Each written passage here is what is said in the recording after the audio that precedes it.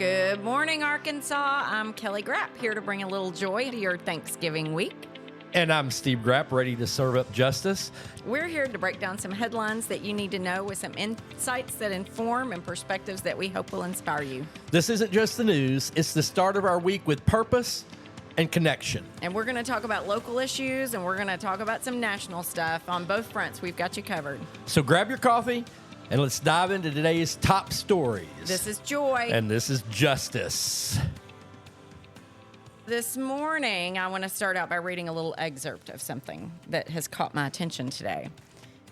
For an act to be entitled, an act to create the Restore Roe Act, to restore a woman's access to abortion services, to protect the health and safety of women and babies by authorizing abortion and reproductive health care in certain circumstances. It is the intent of the General Assembly to protect a woman's right to obtain abortion services up to the point of fetal viability in the United States Constitution, according to the 1973 decision, Roe versus Wade. It is Restoring Roe in Arkansas. Yep. Our friend Andrew Collins has that in committee right now, pre-filed. Thank you, Leader Collins. Representative Collins is stepping up. Let's talk about what just happened. This is one of the issues people brought to the forefront. Over 100,000 signatures. There were hundreds, if not thousands, of people working on that campaign. The whole state Rallied. on one way or the other. It was the issue, one of the key issues. It may not be how people voted, but it is important, and more important than what the votes look like in this election. So, it's not a mandate of what happened and how people feel about Roe, abortion, women's reproductive rights, Dobbs. There was no mandate. Election was upside down. And what people were voting for weren't real. And I think elections matter. They really do. And what I see with Andrew is, he is an elected representative of the people. Had someone not stepped up to file this, it's lacking, because as a representative of the people, this is clearly a key issue. And now, what does that mean? We're in an impossible situation, right? We can't seem to get anything out of committee. Okay, so everybody understands the General Assembly will not come in session until January. But this is the pre-filing period. Mm-hmm. This is where everybody can pre-file bills in committee. They don't have to, but they can open the debate, start getting public sentiment. Right now, we want to bring this to you because people need to know that Andrew Collins is doing the work. If he's doing the work, we need to get behind him. We need to rally, put it on social media, pressure the other representatives to get this out of committee. Right. The numbers are stacked in committee. A bill goes to the committee first. I know we quit doing civics in Arkansas a while back. They file these bills. It goes through committee. The committee is supposed to debate on its merits. Which is a small group, right? Yes, it's a small group that they try to get on these different committees, and then they get to choose what committee they're on based on their seniority. Mm-hmm. Somebody that's been in the House since 2012 could be approached to run for Senate, congressional seat. They're popular in their hometown and doing the work. The problem is they give up seniority to go to zero seniority. We have great leaders that could run for other offices, but they want to keep their seniority, and that's good for the people in their area. But we're outnumbered. They never have enough Democrats to get the bills that they put into committee out of committee unless Republicans co-sponsor or help. Right. This one is special. We need to find out who all the committee members are. I can get that by next Saturday. I might even put it on our website. We need to let people know who to call. Start calling these committee members, put pressure on them, say, get this bill out of committee. Mm-hmm. Tell them this is what the people wanted. At least put it on the floor of the General Assembly to see, because there are Republicans out there that voted for the heartbeat bill, like we call it, no exception bill, that are having second thoughts. People spoke over the summer. People spoke. And people got educated, and they're like, maybe we don't need to have a no exceptions policy. Dangerous, and women are dying. Doctors are scared to perform abortions in Arkansas. Thank you, Andrew, for doing this. We all need to support Andrew through this because it's all for naught if we don't get loud and get our representatives to represent the people. He's our minority leader, the Democrats' leader in the House. So he's the leader of all the House of Representatives that are Democrats. Now, he's put forward a whole lot of bills, but as the leader, he is representing all of them. Right. But his name's on it, and it's bold. He has put in. Steve made me wait to read the other ones. He was like, oh, if you think that's good, you just wait and see. That's a good one. But let's stick with the people's voice. There's another bill, and this bill has been introduced a couple of times before. Representative Pilkington, 2 sessions ago maybe, Denise Ennett, Democrat, has put it. So we've had Republicans and Democrats try to get this into law, haven't been successful. But now we had the people get behind this. So now we have the power of the people. This isn't something that... But what is it? What we refer to as the pink tax or the feminine hygiene tax. Yeah. This should go through this way. It's a no-brainer. This is almost like you're charging a luxury tax on feminine hygiene products and diapers. I haven't read the bill. I don't know if diapers or if it's exactly the same. I can't imagine that it wouldn't be, but I saw that he had filed that, and I'm like, oh, it's good. And now here's another one. Now, we can get things put for a vote. One way is we get ballot signatures, right? Very familiar with that. You have to get so many signatures, blah, blah, blah. And then our Secretary of State just decides to make a rule to throw you out, or our Supreme Court doesn't follow any truth. Anyway, so that's one way to get it on. Another is General Assembly is allowed to put up to two bills on. So if they vote on the floor to be put on the ballot, the General Assembly can put bills on the ballot for constitutional amendment because it has to be voted on by the people. The General Assembly can't pass a constitutional amendment. Yep, as it should be. Can I read this one? Yes, please. An amendment to the Arkansas Constitution providing that government transparency is a right of Arkansas citizens.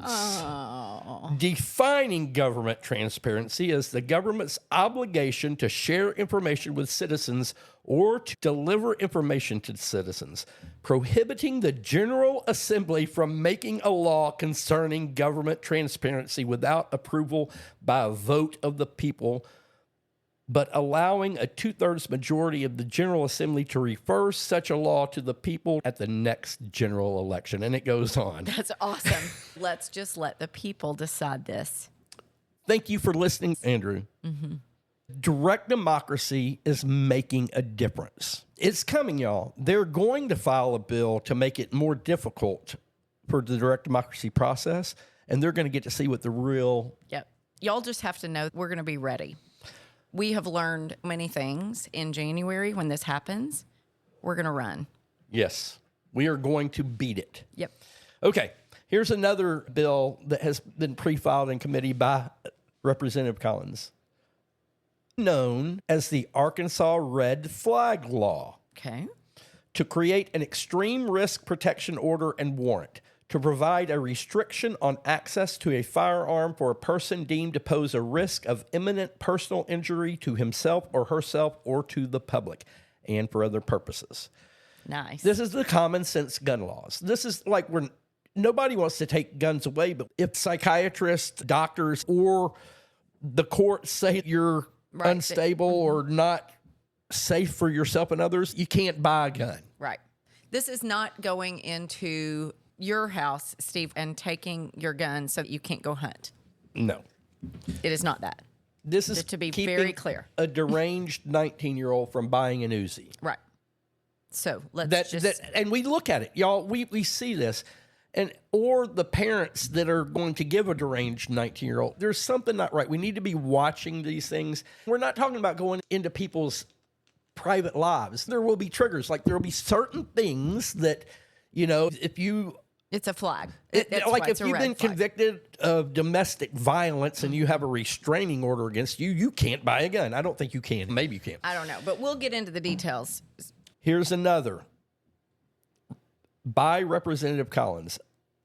an act to amend the law concerning libraries, Okay. to amend the law concerning materials made available by libraries, to repeal provisions of the law concerning the process for challenging materials, to repeal the offense of furnishing a harmful item to a minor, to amend provisions of the criminal code concerning obscenity, to require a library to have a written policy prohibiting book banning to receive state funding, to amend the law concerning the information the library may disclose. This is a big bill trying to fix some of the problems that we have with them attacking our library systems and having a minority of the public coming in and just destroying our library access. And there's a lot of stuff that I think we can get to talking about that we're not going to talk about today on some things with the libraries. But we need to protect our librarians in Saline County, where the quorum court fired the librarian because she wouldn't take books off the shelf. It's not just Saline County. This stuff Crawford is happening County, in Craighead County, Garland Jonesboro. County. They're coming after our libraries and schools. Anything we can do to protect that, and Andrew is getting ahead of it to make sure we're looking out for the schools. We just cannot allow our legislature to legislate our morality. It's just not where it belongs. One more from Mr. Collins. The direct democracy people, and there's a big coalition of organizations that are really trying to use the direct democracy process to bring to the forefront the issues that the people want. And this is something that we didn't go after last year because there were 6 different issues: transparency in marijuana, abortion, the pink tax, education, and the paper ballot. But in Arkansas, we have legal forms of slavery in our laws right now. I'm in stunned silence. So I'm sorry, I'm not speaking. And when I read it, it'll make a little more... involuntary servitude is the term I was trying to come up with. Andrew wants to repeal an exception to the prohibition of slavery law. He wants to repeal the exception. And this is important because it's going to tie into a lot of other stuff that we could talk about today with the prison systems, because prison systems is involuntary servitude. That is an involuntary form of slavery in the prison systems. And we know, Arkansas puts a lot of people in prison. A lot. Yeah. More are coming. I think we're 5th in the world at the rate we put people in prison. I read it today. We're 5th worst. It's bad. So many per 100,000 we're putting in prison. And we're about to build a new prison system with 3,000 more beds in Western Arkansas. Let me read this to you. An amendment to the Arkansas Constitution, this will be put to a vote to repeal the exception to the prohibition of slavery and involuntary servitude. Be it resolved by the House of Representatives of the 95th General Assembly of the State of Arkansas and by the Senate, a majority of all members elected to each house agreeing thereto, that the following is proposed. Arkansas Constitutional Article 2, Section 27, permits slavery and involuntary servitude as punishment for crime. The Arkansas Constitution is the moral and legal foundation of our state. Abolishing all forms of slavery represents the fundamental values held by the citizens of Arkansas. Slavery is slavery. And if it's morally wrong, it's morally wrong. That's another one Andrew brought before us. Here's another one. An act to repeal performance-based incentive awards for public schools and open enrollment public charter schools. Yeah. This isn't what we petitioned against. Andrew knows public education is important now. Right. People said, we want reform. There's a lot of different reforms we need. Right. What I think that this one is, from just skimming it, is there are some awards that you get that they give to schools, like a public school in Stuttgart. That has to compete for our tax dollars in an award system based on performance. If they're an open enrollment school, or if you're an open enrollment charter school where you have to take every student, how can we put giving you money based on how well you do. Because now what we're doing is we're saying that kids can leave your school and go to a private school, which could hurt your scores. Right. And then you have to take everybody else. But if you don't do good enough, we're not going to give you more money. Like that's a self-perpetuating problem that you're creating when you're pulling funds from a school based on performance, and they have to take every student you send them. Right. That doesn't feel good. Mm-hmm. I think we're going to see a whole lot more bills in this General Assembly surrounding schools and public school funding, but he's got the ball rolling. So thank you on that one. It's another bold move by Andrew Collins for public education. He covered public education, government transparency, the feminine hygiene tax, Roe v. Wade. He's listening to you. Mm-hmm.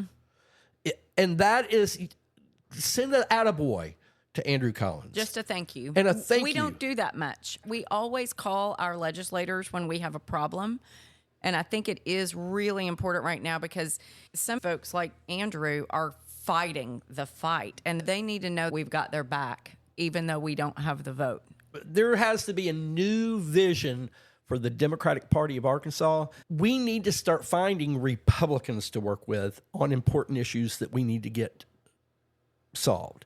And then team the Democrats up with the Republicans. We're not going to do it standing over here far on the left, screaming about special interest stuff. We need to be talking about the foundational things: human rights, women's rights, education, safety, the things that really matter. And economics matters too. And so I think especially for working class. And I do think, I know we're not going to get into national here, but there's a lot of concern right now around this deportation thing that is expected to happen in January. Trump says the first 6 months that we're doing this. And I think that we are remiss to not think about the economic impact specifically in Arkansas if that happens. It's big. And I want to jump to something else that's been in the news this last week that ties into that. I don't know if you've been following, Kelly, this whole prison thing in Franklin County. Sanders announced they're putting a 3,000-bed prison in Franklin County, Charleston. Mm-hmm. The people of Franklin County stood up and said no. It was a big deal.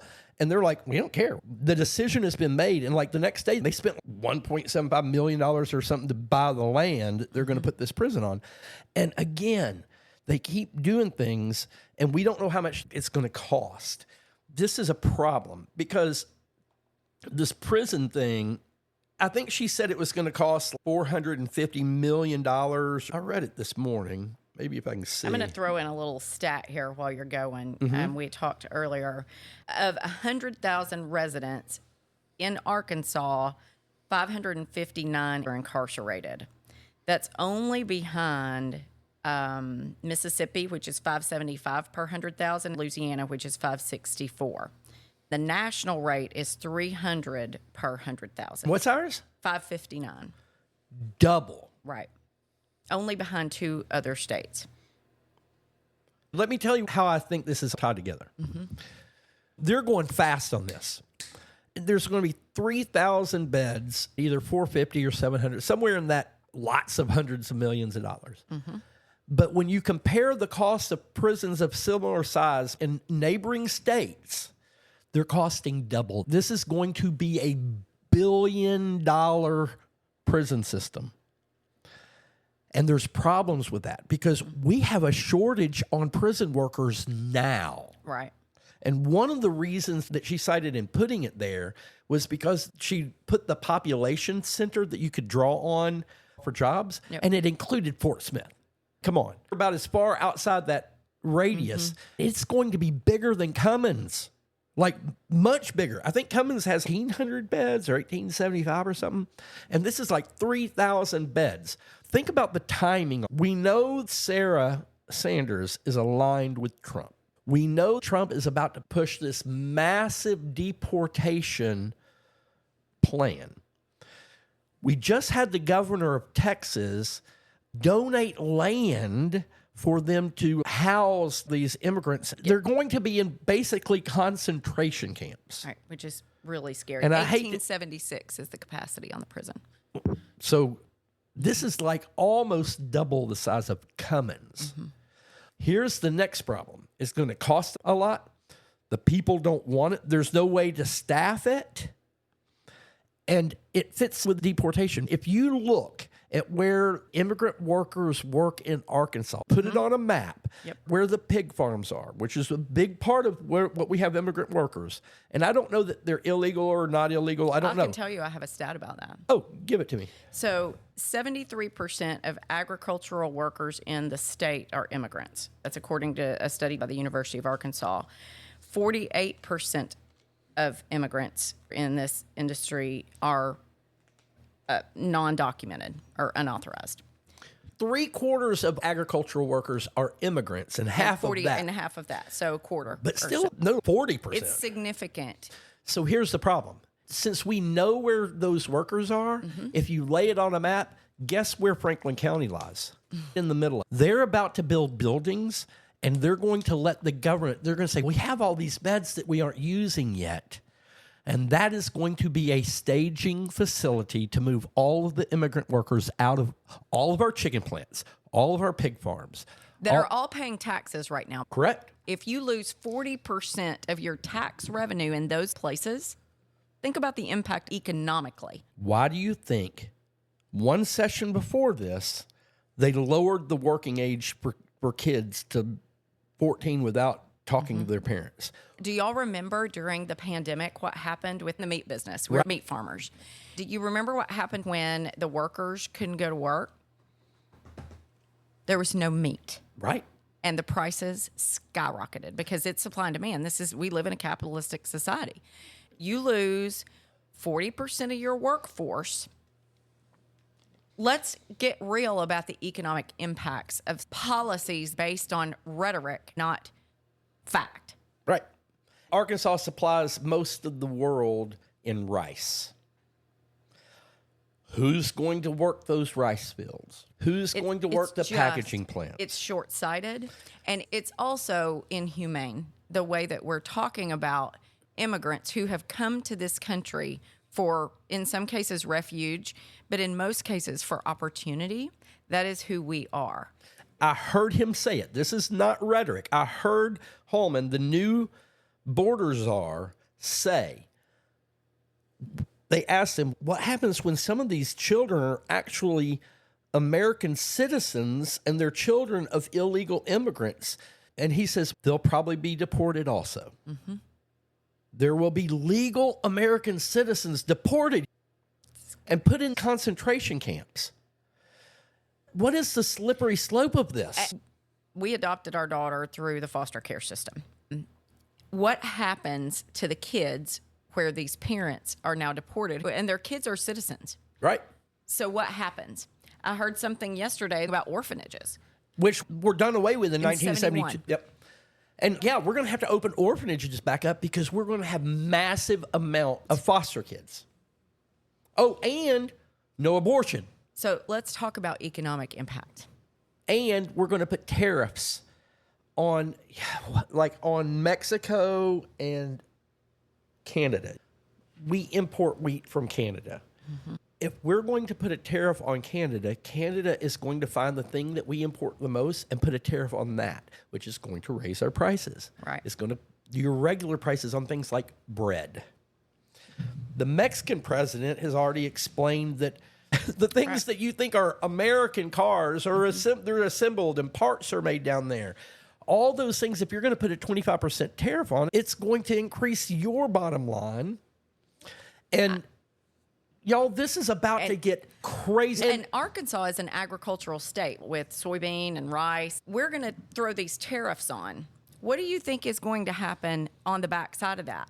They're going to retaliatorily tariff. Not buy Tyson chicken, Riceland rice. And so the response to the tariffs for us here in Arkansas, the economic impact is significant because they are going to retaliate. This is not going to be dealt with. Like, they're going to retaliate.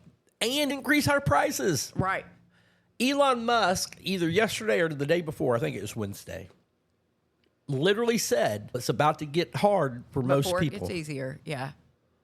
Like, We've got to be looking at this. Okay, so all this is going on, and Andrew Collins was our hero. Yeah. Let's stick with our farmer. We're farmers. We raise chickens. Rice and Gonzalez pre-filed a bill, while Collins is trying to do human rights and reproductive rights. These bozos want to make cockfighting not a felony. I didn't read the article you sent me because I was like, are you kidding me? Are we really talking about that in the legislature? Real. It is real. And here's where politics gets real dirty.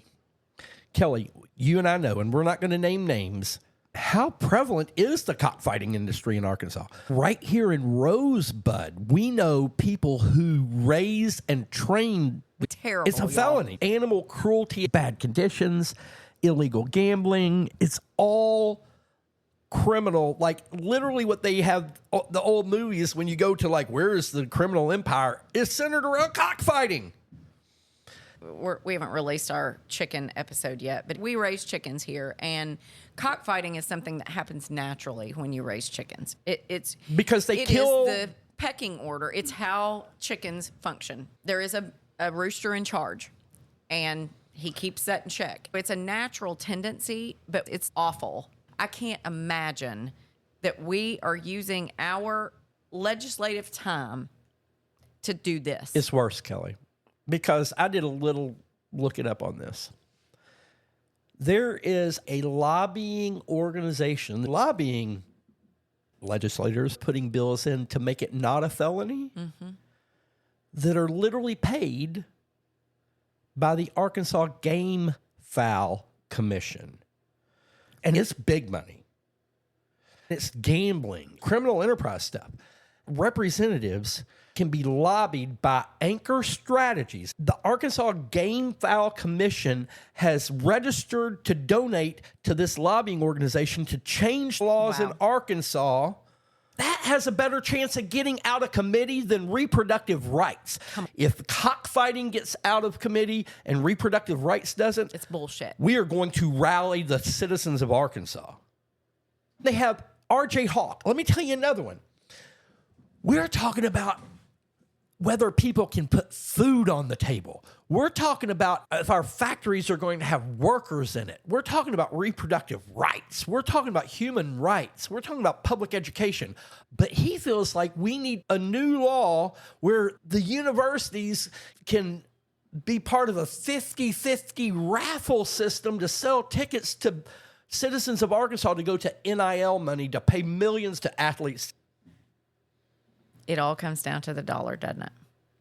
I'm a Razorback fan, and I'm happy that we're buying these basketball players, I guess, and we can watch our pro team in Fayetteville. Don't go to the citizens of Arkansas and ask us to give even more money. Right. These people you're asking to buy raffle tickets can't even afford the $100 tickets to the game. It's silly. You're asking the citizens of Arkansas for wrong things, and then you're trying to charge pink tax. Right. Come on. We got to talk about education before we wrap up today. Especially the voucher thing. I want to end on that, but I got a couple more things. Okay. Look up the $75 robotic dog. The governor's office, or the government, has purchased a $75,000 robotic dog that dances and fetches snacks. Here's the problem. That was cool, except for I don't really. But here's what I don't understand, Kelly. First of all, what are we using it for? And if there is a purpose, tell us. If this is something that we're using to research, solve childhood cancer, tell us what you're using it for if you're going to buy a $75,000 robotic dog, especially when you can buy a military-grade robotic dog for less than $50,000. What are we doing? Right. We're pulling money out of our public schools. I wonder who got the money. $75,000. Not to mention, they've just announced, I'm angry at how we're spending money because that walkway underneath the Capitol so legislators don't get wet when it rains, $3.6 million, they announced it's almost complete. Good things this week, good things before we talk about vouchers. Runoff elections are going on in Jacksonville and Maumelle and all over the state, but I want to talk about Jacksonville in particular because there's a big win there. And it's got two great candidates, Chisa Williams and Tanner Ruppel, both great candidates. The NAACP came through this last week. Fun to see local organizations that get stuff done. So early voting started last Tuesday, and just before that, the only early voting location was going to be at the courthouse in Little Rock. Which, if you live in Jacksonville and you don't travel to Little Rock every day, you're not going to make a trip to go early vote. Just probably not going to happen. Especially, and it's Thanksgiving week, Right. so they lost It's a Thanksgiving runoff. Day. It's a runoff. And when the Pulaski County Commission, when they were approached, they're like, "There's no place that would host it." They're like, who did you ask? The NAACP put a call out for churches. You got to open your doors for you have to have. There's a lot of conditions, and that's why they said they couldn't find anyone. Within 2 hours, 3 of the black churches in Jacksonville stepped up and said, we'll host early voting. And the significance of that is Jacksonville is a 51% minority city, and there has never been a polling location in a predominantly black church. They're always in the white church. So shout out to the mayor. The People County realized Commission. It was like, oh, that's easy. We can get that done. The churches stepped up, and within a day, this issue was solved, and people in Jacksonville last Tuesday were able to start early voting. Thank you to Pastor Baker and St. Mark's Community Church for stepping up. I think many it's voted? 751 voted So Monday, far Tuesday, early, Wednesday. And we still got one more day to go vote. Monday, people can vote. I don't know about yesterday. They were open for voting too yeah. for Black Friday. It's been a good turnout for early voting. They only had like 7,600 people vote in the general election, and a runoff election For city council. right after Thanksgiving. Like it's just And this office is really important. It's also the NAACP is working hard on changing the voting system in Jacksonville. Whoever gets elected, either Tanner or Chiesa, I think they both committed to fixing this at-large voting things. This seat is super important, and so I'm proud. It was good news. So I'm thankful for that in this week. I know we came on here and we were talking about all these crazy things. It's been intense today. And we're going to end this with what happened with the vouchers. Yeah. I want to talk about the Senate bill that's at big Congress. Talk about that. Right now, there's a bill to abolish the Department of Education in the Senate right now. And it's introduced on 11/21/24. It's been read twice and referred to committee. We talked about the impact of Project 2025 and that this was coming. We expected it, and it's happening now. It's something we all need to be aware of. We've got some education things we're going to be working on Over the course of the next 8 years. Forever. Like we've created kind of this 8-year plan that we're working on because we're going to have to systematically fix this. Yeah. I think it's really scary what's happening right now. The Department of Education is an important organization. I didn't realize until I started reading about it, some of the history. George Bush was a big public education advocate. Right. No Child Left Behind was George Bush. Carter, Obama, LBJ, presidents through the years have used the Department of Education in different ways. Trump clearly said, and he tried in his first administration to get rid of the Department of Education. It didn't get anywhere. I don't think it's going to get anywhere here. You only have to have 2 or 3 Republican senators say no. Like that, I think that there's Republican senators that are going to run into problems getting reelected when you hang that albatross around their neck. Yeah, I don't know. I don't know. I thought that I've thought a lot of things have surprised me over the last year. Correct. That I thought, oh, that's never going to happen. And here we Well, are. can we swing to education in Arkansas? We got the list out in the last week about the vendors That are approved to be able to use the Arkansas Learn vouchers. So I want to go back to the For Our Kids amendment that we've been running. And one of the things that we said was that anybody that learns money, we wanted to say you had to abide by the same rules and regulations that the public schools have to abide by. That would be tough for a horse stable, a jiu-jitsu school, a dance academy. Kelly, they were bad. I know. I understand, hey, animal therapy is important. I'm not talking about animal therapy, but high-end equine stables. I just want all children to have access if we're going to do that. And I'm seeing right now there are some public schools like in Northwest Arkansas where there is lots of free-flowing dollars. Public schools are doing interesting things to draw in students and keep them. But what happens in a community like Rosebud where You know, we've got to pay $50,000 salaries, which is great. Want the $50,000 salary, but there's no money left to offer horseback riding or dressage or all the really cool enrichment things that in a more affluent area Absolutely. they would have access to. And so to me, you know, education paid with tax dollars should get everyone to a level footing so that when kids get out of school, they have a level footing. Then it's up to them on what they want to do, what they want to be, and how ambitious they are.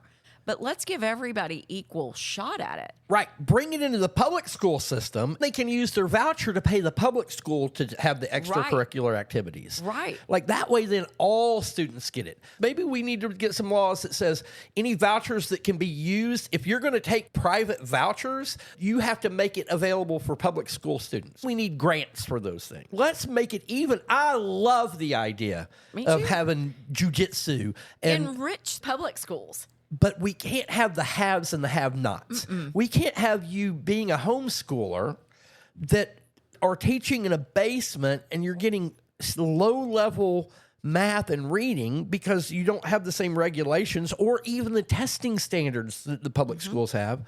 You can use vouchers to send your kids to parachuting or Colorado ski trips or like some of these are crazy, Kelly. And I saw something the other day that someone shared that was a string on some other group, and they were trying to figure out how to use the LEARN's dollars to pay for uniforms.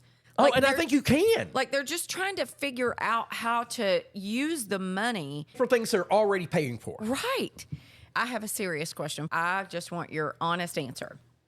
Do you think there is any way that in Arkansas we will ever not have vouchers again? Yes. And this is the first step toward that. Because we told people this is what was going to happen. We were very clear. And the people that heard us listened. I'm not saying people didn't listen. Our problem was we couldn't get the word out to enough people in time. These are getting the word out because people are seeing this crap. It's not good. I do think that we're going to get this reeled back in, especially when we start hanging billion-a-year price tags. Right. Sarah Sanders just asked for $6.9 billion. That was, I think, her total budget. But I think there was like a 3% increase she asked for. And over half of the increase that she asked for was for voucher money. Let that sink in, y'all. Somebody's got to pay for it. And it's our kids that are going to pay for it. And I want to, the last thing, and then we can move on. Y'all, in year one, only 5% of the eligible students could use this. 5% of the overall what they were thinking were eligible. Based on need, they had to be in a area that had a failing school. They had to be, there were rules. Year two was 10%. So they were going to open up the vouchers to 10% of the students. Year three is 100%. And if they're asking for half of a budget increase to cover early years, this is about to get real expensive. They don't know where the money's coming from. And they're going to have to cut things. Yet they're going to build 3,000 seat prison beds. They're preparing to fail our kids. They're preparing to get rid of our immigrant workers, and they're going to move this working class into an involuntary servitude because they won't be able to get jobs doing anything else except the empty jobs that are there. And they're going to be able to drive the price of jobs down. It's coming. It's going to have to get real. We missed one earlier. I want to talk about this because the Republican legislator has done something right. Representative Tosh from Northeast Arkansas put a squatters bill in. Like right now, when I read it, I'm like, how is this not I didn't realize that we didn't have that already. illegal? There isn't a law that makes squatting illegal, and it just makes squatting illegal, like people just living in your house and then saying they have right to your house. And y'all, this happens. My parents had it happen. Someone squatted in their apartment, dancing around naked in the big picture window, and the neighbors saw her, and they were like, do you have a renter there? And they were like, no. She'd been there for a couple of months, moved furniture in. So thank you, Captain Tosh. I appreciate you looking out for the people. We need common sense legislation, not on both sides. cockfighting. We should end with some things we're thankful for. Are we doing joy and justice things we're thankful for? I think we could go either way. Okay, go ahead. One of the things I'm most thankful for is that as I've been reflecting, and I sent a whole bunch of notes out on Thanksgiving Day, because we have all had such a hard time this year. The thing that I'm in this world, besides my grandbaby, I'm most thankful for the grandbaby and getting back to the farm. But the connections that we have found through this work, I really do feel like that we found our people. And I'm so thankful for that. It seems like on the days that are the hardest, then somebody like a Kristen Wynn or a Maureen Skinner or Teresa Danaway or Cassandra Green will send me a text just checking in. I'm thankful for that. It is one of my great blessings of 2024. My biggest is Little Weston. Here's my justice thankful. The work. I'm thankful for being able to be in a position to see what's really happening. Mm-hmm. What I mean by that is there's a lot of Democrats, independents, or non-MAGA. All this is just going, this is helpless. Since we work with people in 75 counties, we're out there and we've made contacts. We see where all this stuff is growing. Right. It's so cool. The organic nature of what's happening, like the Van Buren County women. Heber Springs, they had a big meetup last week, and a bunch of people showed up. Mountain Home. Crawford County. Heath Strable and all of them in Fulton County. Pine Bluff is coming along. And I'm telling you, Representative, now Mayor Flowers, is going to do some amazing things in Pine Bluff. Mm-hmm. And like Clark County, there's so many pockets. We didn't call them all out. And we would sit here for an hour. I'm thankful this is starting to percolate. Here's the difference between what happened in the past and what is happening now, which is going to pay us dividends. It's going to take a while. This is like a gigantic aircraft carrier, full speed. Mm-hmm. You got to slow it down. Then you got to get it turned around, and then you got to get it going the other direction, y'all. You don't turn this on a dime. You don't go from an R+49 district that Rodney Govins was running in and think you're going to win. He knew better. It doesn't mean give up, and he didn't. But we got to have a plan and systematically take it back. Mm-hmm. And it's happening. People are organizing. Before, in times in the past, there was a lot of people that would get together and oh, we got to do something. But now is action. Mm-hmm. And we're seeing the action. I'm thankful that direct democracy is being heard. Thank you again. I'm thankful for Andrew Collins. I'm thankful for direct democracy. The point of direct democracy is when the people's voice is no longer being heard by the government. Mm-hmm. It is our last line of defense to say, wait a second. We're really in control. If you won't listen to us, we have alternative means. We have loaned you our power, and now we're going to take it back. It's hard, and we have learned over the past few years how to execute on that. I heard the negative people talking about, they can't get anything. They tried twice and didn't get the signatures. Hey, go with zero money, zero anything, and get 55,000 or 75,000 in 55 days. Yeah, or 75,000 signatures in the same time. The faith, we know how to do this now, and it's going to happen. We just have to keep at it.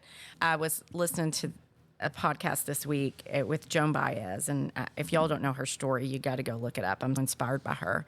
She said, quoting someone else, hope is a muscle. And we all know that the way that you build your muscles is you use them and you act.